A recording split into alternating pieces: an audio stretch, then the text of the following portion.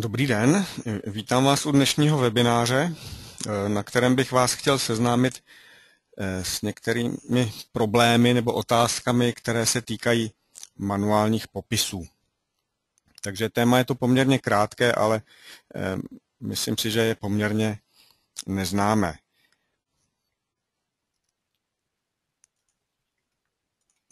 Já mám tady připraven nějaký model, na kterém si tyto záležitosti budeme ukazovat. Já doufám, že mě všichni vidíte a slyšíte. Pokud by tomu tak nebylo, tak mi dejte vědět, když tak napište. No a nyní tedy pojďme k těm manuálním popisům. Nejprve si uděláme nějaký výkres, takže spustím nástroj Rychlé dokumenty a dejme tomu z těch standardních výkresových stylů vybereme výkresový styl, který nemá žádné popisy. Jedná se o sestavný výkres. Takže nastavíme nějaké měřítko, název a aby jsme nemuseli vykreslovat celou tu plošinu, tak vyberu jenom výřez. Tak, číslo výkresu, prototyp. Myslím si, že můžeme toto potvrdit. Tak zadám vykreslovanou oblast a pomocí správce dokumentu otevřeme vytvořený výkres. Takže schválně jsem vybral výkresový styl, kde nejsou žádné popisy, aby jsme si tyto manuální popisy mohli tady ukázat. Manuální popisy nebo ikonky, nebo příkazy, které se týkají manuálních popisů, najdeme zde v paletách nástrojů, nebo pokud používáte ještě to klasické prostředí s nástrojí panely, tak je to v té sekci položkování výkresy a tady tento předposlední rozbalovací panel. Tady tato poslední ikonka slouží k tomu, že já si ten panel můžu případně rozsvítit. No, teď sám nevím, kam se mi objevil, takže já to budu používat z těch palet nástrojů. Vytvořme tedy nějaký nový popis a nebudu ani spouštět nyní nějaké nastavení nebo něco takového. Prostě pojďme vytvořit popis. Takže vyberu nosník, zadám počátek odkazové čáry a vložím popis. No a zde vidíme, že se tady objevuje nějaká podivná nula.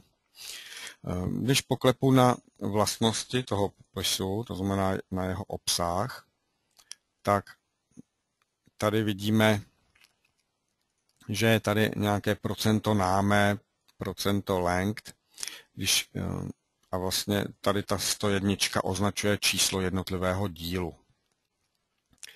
Takže problém je v tom, že tomuto označení procento námé říkáme tokeny, jsou to jakési parametry, nebo parametry toho popisu, které se odečítají z toho objektu. A problém je v tom, že některé tyto parametry nemáme takzvaně zapnuté. To zapnutí lze provést pomocí správce informací v popisu. Takže já kliknu na nějaký objekt, protože se to týká těch profilů, tak si tady vyberu profilu. A já si tady zatrhnu ten token délka, případně jméno a jméno profilu. Všimneme si, že některé ty tokeny jsou zapnutý právě třeba z ty čísla těch položek. Takže tímto jsme to změnili. No a vidíte, že už ty parametry se nám tam objevily. Pojďme opustit nyní tento řez a pojďme se podívat někam dál. Takže výkres nakonec můžeme nechat. Existují určité defaulty, které se týkají těch tokenů, a sice když půjdeme do defaultů, tyto defaulty najdeme jednoduše, když zadáme do filtru nebo hledat do filtru slovo veličiny, tak se nám zredukoval seznam těch defaultů a zde právě vidíme ty defaulty, které se týkají manuálních popisů. Takže první je tady default převzít pouze vyžadované veličiny z modelu. To totiž znamená, že do toho výkresu se nám vytvoří pouze, nebo máme k dispozici pouze ty tokeny, které tam jakoby již existují. Pojďme si to ukázat ještě na další ukázce, když udělám výkres, který už nějaké popisy má, třeba tento.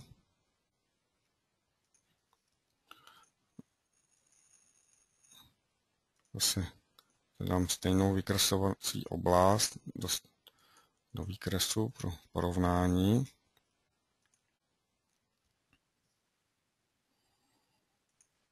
Tak. Takže zde už nějaké popisy jsou, zrovna je to tedy název toho profilu. No a všimněme si, že pokud já bych tam chtěl vkládat nějaký popis, dejme tomu, že si budu chtít nastavit jeho vlastnosti, takže na příkazové řádce dám volbu P pro změnu popisu. Tak objeví se nám dialog, ve kterém budeme moci nastavit ty parametry popisu. Tady vidíte v té levou strobovou strukturu, kde vidíme větev Advanced Style. To je větev, kde já nic nemůžu. Nastavovat si ty popisy v tomhle případě můžu v té větvi uživatel. No a já už ji mám tedy jaksi aktuální, protože vidíte, že je tučná. Pokud by nebyla, tak přes pravý tlačítko si můžu to nastavit jako aktuální profil. Tak, no a teďka se to rozvineme, takže nosníky jsou tady označeny pod tím Beam. Tady máme ten náš přednastavený popis. My si třeba vybereme nějaký jiný. No a budeme tam chtít dát, tady vidíme ty tokeny, které mám teďka k dispozici. A já tam dám, dejme tomu, jméno profilu. Takže když tak ještě jednou, tak.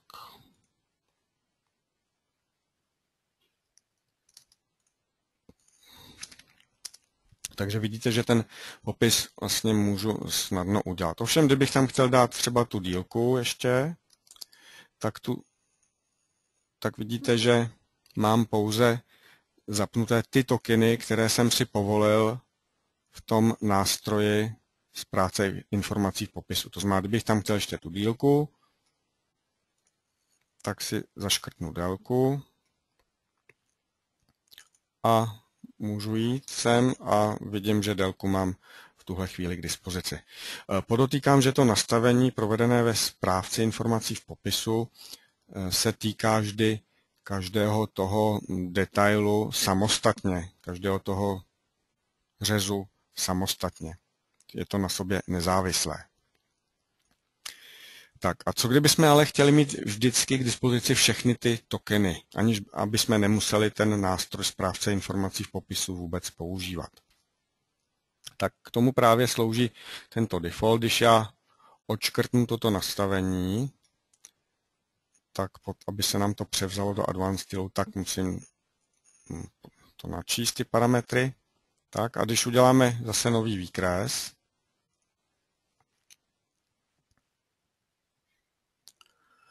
dejme tomu, že zase použiju ten styl bez toho popisu.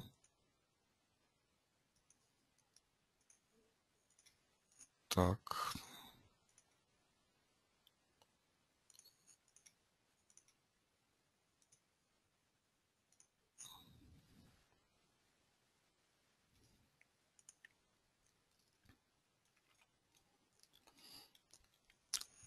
Takže teď, když budu vkládat nějaký popis,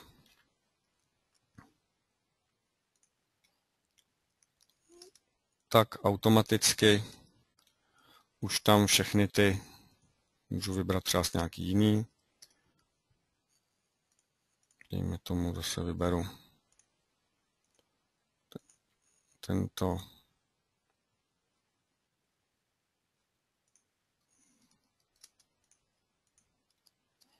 Tak všechny ty tokeny, můžeme se kouknout, máme už k dispozici. Ovšem, ono je přece jenom lepší ten default převzít pouze vyžadované veličiny z modelu. Je lepší to mít zapnuto kvůli rychlosti aktualizace těch výkresů. A ovšem některé ty tokeny používáme často. A my si je právě můžeme sem zadat pomocí toho druhého defaultu. Sem si můžeme zadat ty tokeny, ty veličiny, které chceme mít vždycky k dispozici. To znamená, já tadyhle můžu zadat třeba právě ten token náme, vlastně názvy těch tokenů, ještě jenom chci říct, kde jako objevíme, když poklepu třeba na ten popis a kliknu tadyhle na to písmenko Q, tak tady vidíme potom jakýsi ten databázový zápis těch tokenů. Protože ono to teď je vidět na té obrazovce velmi špatně, tak já spustím Notepad a vložím tam tu řádku, aby to bylo lépe vidět. Jo, takže tadyhle vlastně to je to procento náme, to je ten token. Tohle to je vlastně ten databázový zápis toho popisu. Tady vidíte, jakýsi na začátku je modifikátor výšky toho popisu, pak je ten token náme, takže já si dám do toho defaultu, pak je tady ten token length, což znamená, to je ta délka. Takže si přidám ještě tento. No, pak tady vidíte v tom popisu modifikátor zase výšky, fontu a pak je token označující číslo položky. Tak, takže my jsme si tady upravili tento default. Zase nechám načíst tyto změny do Advanced stylu a vytvoříme si zase nový výkres.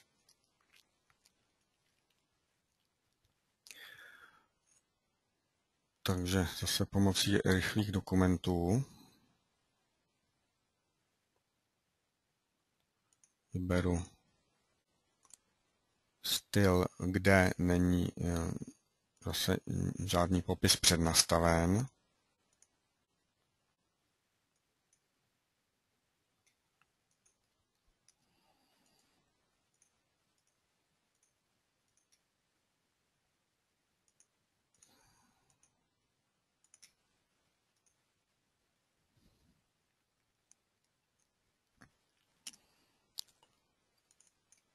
No tak teď jsem to nechtěl, tak. Takže máme tady tento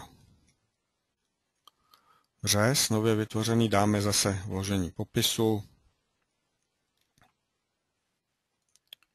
Vyberu objekt, který chci popisovat a vidíte, že ten popis se nám tam rovnou udělá, protože obsahuje ty tokeny, o kterých jsme si řekli, že budou vždycky k dispozici a můžeme se podívat zase do toho seznamu těch tokenů, takže tady vidíme ten token jméno a délka, které jsme si tady dopředu připravili. Takže to je v zásadě všechno k těm manuálním popisům. Pak ještě tady několik pár poznámek, které se toho týkají. Pokud bychom chtěli nebo při vytváření toho popisu, už jsme si ukazovali, je tady teda možnost si ho nějakým způsobem nastavit, takže já si třeba nastavím, přejmenuju si použiju ten popis, dejme tomu tak. A teď mám tady volbu násobný výběr, to znamená, kdybych chtěl teď vybrat těch popisů, těch nosníků víc pro ten popis, tak můžu to udělat tímhle způsobem. Takže Jo, ale je to zase proto, že nemám ten příslušný token zapnutý, takže znova ještě upravím, takže tam jsem použil token jméno profilu. Dáme si tam popis. Zkontroluji si tam je to, co jsem chtěl. Tak, souhlasí. Dám volbu N pro násobný výběr a vyberu, dejme tomu, tyto nosníky a máme je popsány. Tak, co ještě k tomu říct, k těm popisům?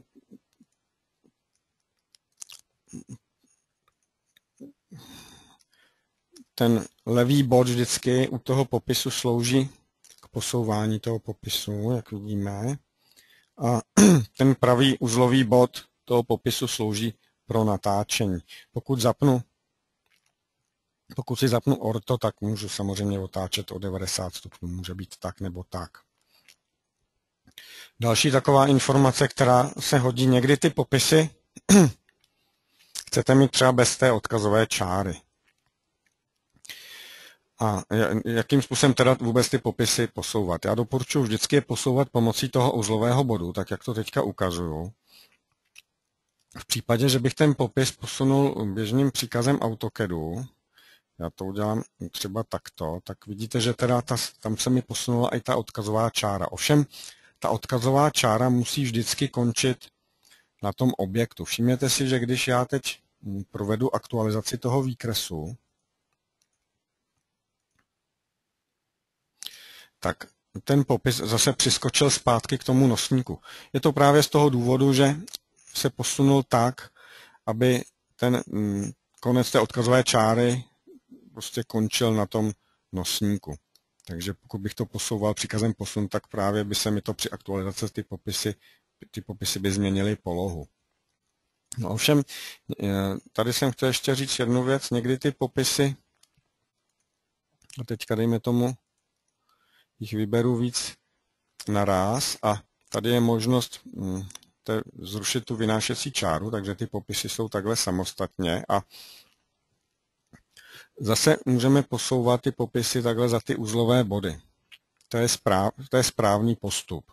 Ovšem, pokud bych zase právě použil ten příkaz posun, to udělám teďka takto, a zase zaktualizuji ten výkres, tak si všimneme, že ten popis nám zase odskočí. Je to proto, že ta vynášecí čára sice je teďka vypnutá, ale ona tam virtuálně pořád existuje a ona musí právě vždycky končit na tom objektu. Takže to je otázka, jakým způsobem ty popisy posouvat. Teď ještě, kde se nám to nastavení těch popisů ukládá, pokud vkládám ten popis a vytvářím si tady jsem si teď udělal třeba ten popis, kde se mi popisuje ten název toho profilu, tak pokud je to v té sekci uživatel, tak to už asi možná víte, existuje databáze, která se jmenuje Astor ADDIN a všechno, co je v té větvi uživatel, tak se tam ukládá do této databáze. To znamená to nastavení pak, když si tady uděláte nějaký nový popis, tak to bude uloženo v této databázi. Takže to je asi v tuhle chvíli všechno. Ještě možná bych mohl říct přesnější určení, kde teda v té databázi se to ukládá. Když si pustíme editor tabulek,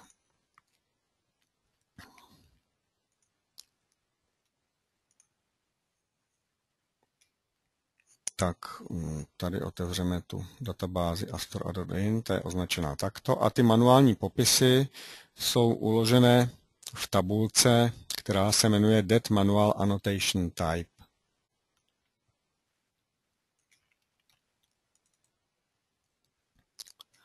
Takže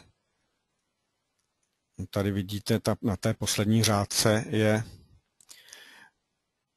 uložený ten popis, který jsem si tam vytvořil naposledy. Do této tabulky bych si mohl i přidávat manuálně vlastně další řádky, ovšem k tomu už by byl vhodnější ne tento editor tabulek v rámci toho Advanced Manageru, ale lepší by bylo používat k tomu Microsoft Access pro editaci. To už je taková pokročilejší editace té databáze, takže to bych asi spíše doporučil používat Microsoft Access, takže když já bych, dejme tomu, tu databázi otevřel manuálně,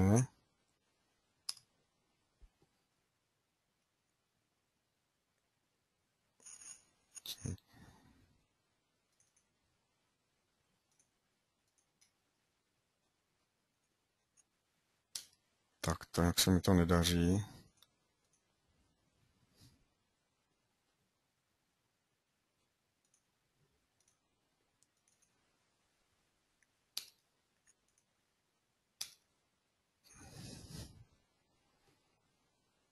Trvá to trochu déle. Tak.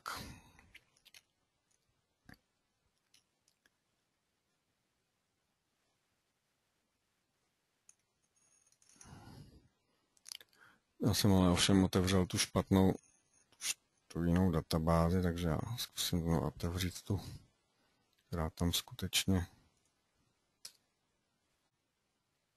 Ona je to možná se nám nechce otevřít, protože máme spuštěný ten Greatech Advanced Manager, tak já ho zavřu.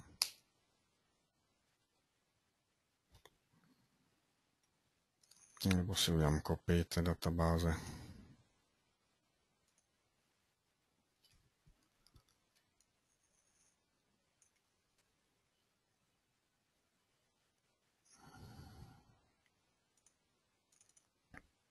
No, takže tady vidíme tu databázi.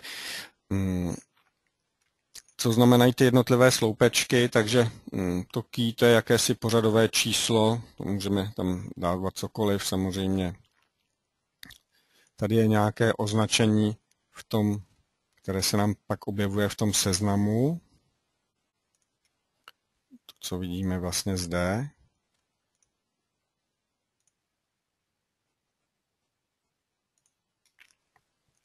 Tak, tady tento sloupeček označuje typ objektu, ke kterému se ten popis vztahuje, vlastně pro který typ objektu je k dispozici.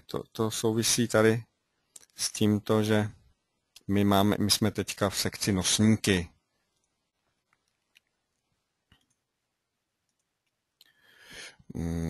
Vlastně vidíme, že se tady objevují určitá čísla, odkud vlastně to číslo vlastně můžeme zjistit, tak na to bychom se museli podívat do jiné databáze.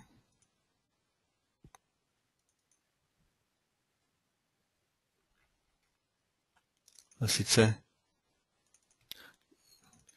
do složky kernel data a tady je databáze, která se jmenuje Astor Database.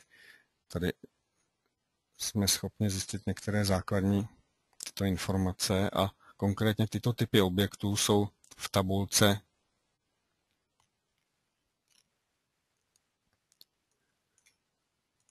Dat Object Qualifier, takže tady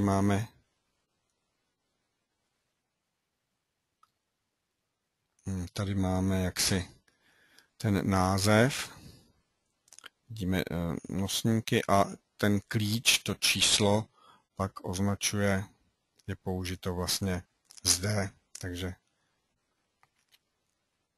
jednička vidíme, že je pro ty nosníky. Tak, no a potom, co znamená tady toto selected, tak pokud máme to číslo takhle v těch svislých čárkách, tak to znamená, že to je předvolená hodnota pro ten typ objektu. No, takže tohle to už jsou spíš takové pokročilejší úpravy. Doporučuji k tomu použít Microsoft Access, který je přece jenom na ty úpravy těch databází takový vhodnější nástroj. Takže to už je tedy asi opravdu vše, co bych chtěl říci k těm manuálním popisům. Pokud máte nějaké dotazy, tak samozřejmě se ptejte.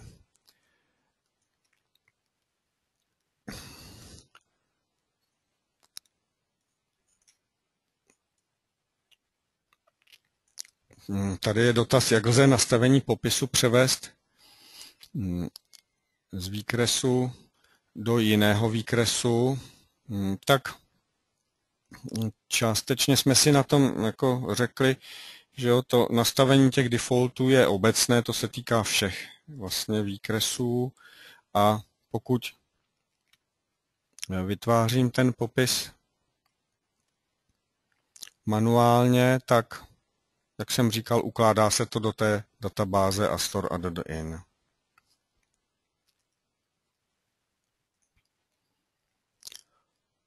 Tak žádné další dotazy se neobjevují. Pokud by vás napadly některé později, tak mě kontaktujte.